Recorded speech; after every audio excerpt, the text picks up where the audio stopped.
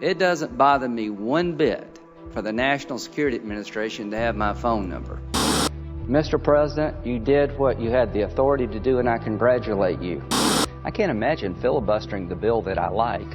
I can't imagine filibustering the bill I'm actually for. I think we can take a hit. Obamacare will take a hit, but it won't be defunded. And I don't do this much, but I want to thank Ted Kennedy. Well, Mr. President, you made the right call today.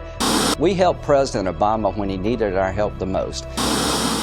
The question on every conservative's mind, how do we beat Lindsey Graham? I do not believe that question deserves an answer. To win, we have to remember that doing something that is weak is just as bad as doing nothing. Bill Connor is a committed conservative and proven leader who can win. Bill is a 23-year Airborne Ranger infantry officer, an Afghanistan combat veteran.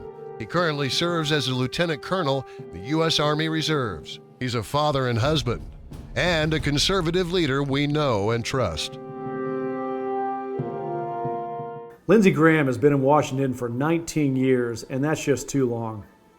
The small federal government our founders intended was for citizen legislators, people who would take time away from their families and businesses for a few years, do what's right for our country's future, and come home and live under the same laws they passed, keeping that good, old-fashioned South Carolina kitchen table wisdom and perspective shouldn't be too much to ask of our senator.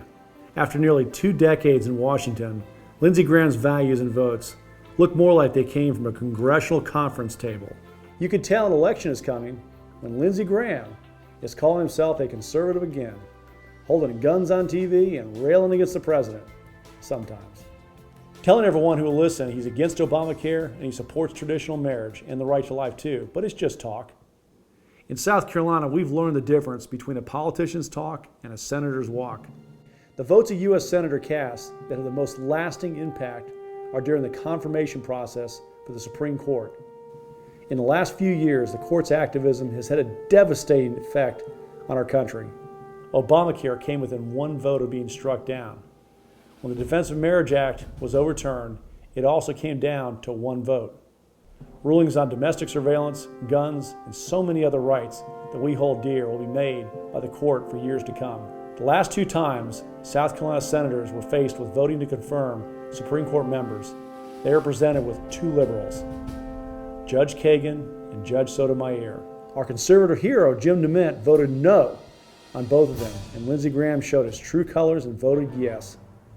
South Carolina conservatives know that's just the beginning, but isn't that enough? Those votes aren't South Carolina kitchen table values. As your senator, I'll join Ted Cruz, Mike Lee, Rand Paul, who are fighting for a solution to Washington's problems. One thing is for certain, a quarter century of Lindsey Graham is not that solution.